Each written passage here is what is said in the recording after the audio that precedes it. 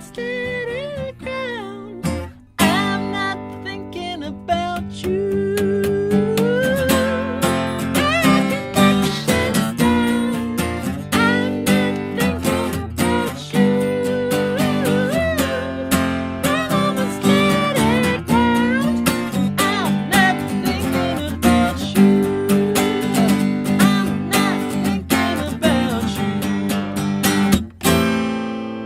Not a long story, but it spans over a number of years. I met my drummer, Adam, years ago, and we kind of played in a few other bands, and I was kind of writing the songs, and we sort of, as we went along, we were meeting new people and new members who joined and left and joined, and but all along, like, I was writing the songs myself. All you need these days is a computer and a digital interface, and you can plug and record and add drums and keys just within your headphones. As the lineup is now, we're a 5-piece. Half of us are in Perth, half of us are in Brisbane at the moment, so it's a bit of a strange place to be in at the moment, but yeah, it all works. In terms of writing, yeah, it's still all in my control, being a control freak. No, the other members in Perth and our drummer, they all play in different bands and projects, so they've all got their own creative things going on, which is really cool, to bring it all back to this band. It's interesting, it's quite unique in a way. I mean, I've been living in Brisbane for a while, and I can see similarities there, and the similarity, which I can imagine is across many cities across the world, is a sense of community. And because Perth is a bit smaller, everyone sees each other all the time, at the Scotto or the Amplifier Bar or whatever. You get these conversations going all the time, and so I think a lot of these bands coming out of Perth are associated with other bands, like they've shared members before. Pond, Tame Impala, Mink Muscle Creek, that's a great example. Emperors, Sugar Army, even my band is associated with those guys, and I think that's really healthy, and it helps create a music scene. And for some reason, Perth has a lot of good music coming out of it quite consistently. And back 10 years, it was the same then. I mean, I think the style of music that's popular at the time kind of is reflected a bit in Perth music, but it's kind of twisted and turned into our own kind of thing. I mean, you've got Jebediah from yesteryear, and they spawned the whole kind of granddad pants wearing kind of indie badge, fad, and now I think Tame Impala's got the the throwback 70s vibes happening with them, but everyone has their own voice, which has always been consistent.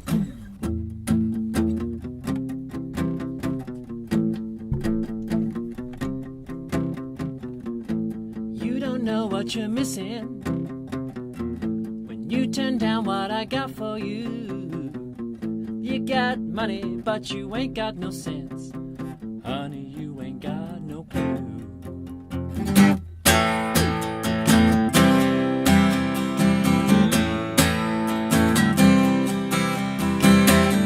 You look like you are brand spanking new. Slick back hair and a shine in your shoes. They'll hesitate at first, don't you know?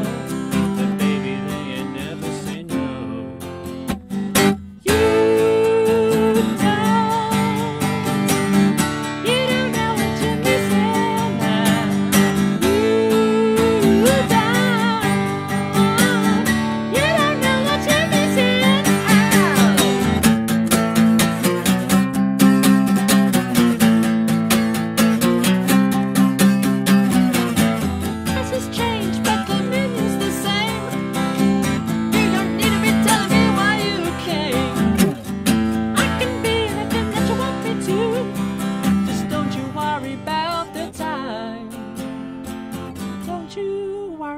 The time.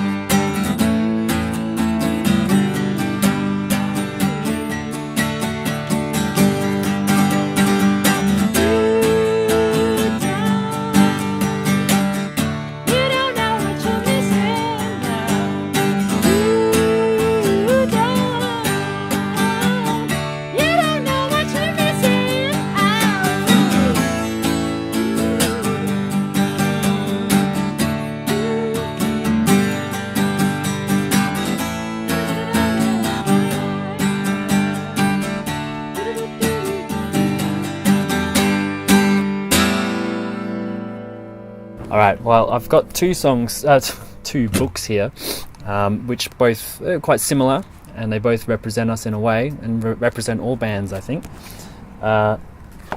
Money Thoughts and Live Better on a Low Budget. Obviously, that's kind of a bit self-explanatory. All musicians are broke, and we're always thinking about money. So, another quite self-explanatory one. Lesbian Bedtime Stories 2. Much better than Lesbian Bedtime Stories 1. Yep. The Man's Complete Guide to Looking Great. The Ultimate Man. So, obviously, lots of tips in here.